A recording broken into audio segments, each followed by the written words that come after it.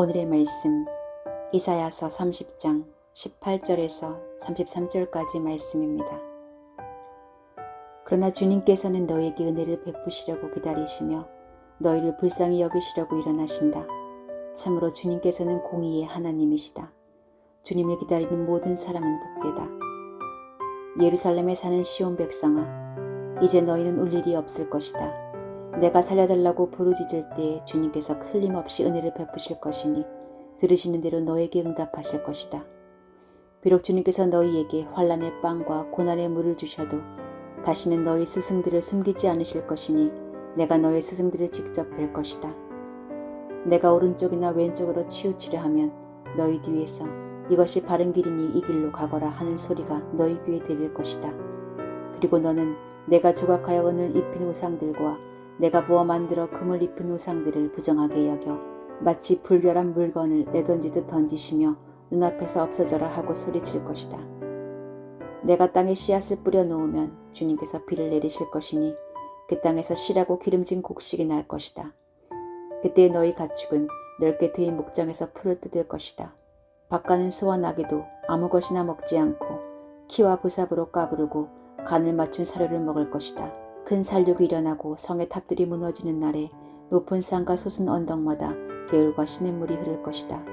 주님께서 백성의 상처를 싸매어 주시고 매맞아 생긴 그들의 상처를 고치시는 날에 달빛은 마치 햇빛처럼 밝아지고 햇빛은 7배나 밝아져서 마치 7날을 한데 모아놓은 것 같이 밝아질 것이다. 주님의 이름 곧 그 권세와 영광이 먼 곳에서도 보인다. 그의 진노가 불처럼 타오르며 노기가 치솟는 연기처럼 하늘을 찌른다. 그의 입술은 분노로 가득하고 혀는 마치 태워버리는 불과 같다. 그의 숨은 범람하는 강물 곧 목에까지 차는 물과 같다. 그가 파멸하는 키로 민족들을 까부르시며 미혹되게 하는 재갈을 백성들의 입에 물리신다. 그러나 너희는 거룩한 절기를 지키는 밤처럼 노래를 부르며 피리를 불며 주님의 산으로 이스라엘의 반석이신 분에게로 나아가는 사람과 같이 마음이 기쁠 것이다.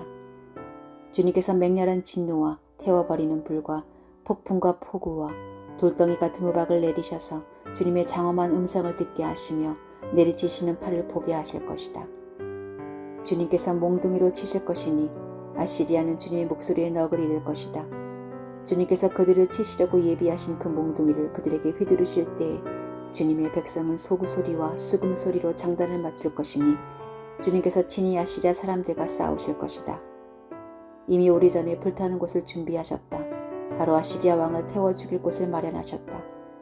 그 불구덩이가 깊고 넓으며 불과 땔감이 넉넉하다. 이제 주님께서 내쉬는 숨이 마치 유황의 강물처럼 그것을 사르고 말 것이다.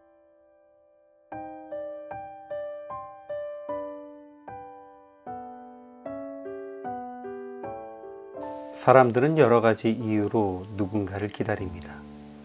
보고 싶은 사람, 그리운 사람을 기다리기도 하고 도움이 절실하게 필요할 때에 나를 도와줄 사람을 간절히 기다리기도 합니다. 특히 이스라엘 백성들은 환난 가운데 부르짖으며 하나님의 도우심을 구하고 간절히 기다립니다. 그런데 드물게 누군가에게 도움을 주기 위해 간절한 마음으로 기다리는 경우도 있습니다.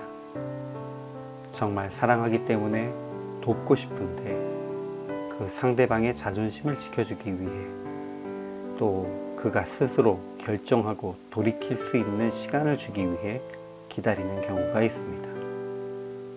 그리고 그 누구보다도 이런 사랑으로 기다리시는 분이 바로 하나님이십니다. 하나님은 벌을 주고 심판하기 위해서가 아니라 우리에게 은혜를 베풀기 위해서 기다리고 계십니다. 그리고 주님께 돌아온 모든 이들이 다시 통곡하지 않고 굶주림과 목마름에서 자유롭게 되어 배부르고 갈증을 해결할 수 있도록 도우십니다. 당신께 돌아온 백성들의 아픈 상처를 싸매시고 고쳐주십니다. 그러나 돌이키지 않고 계속해서 하나님께 대항하는 이들은 반드시 멸망하게 될 것입니다.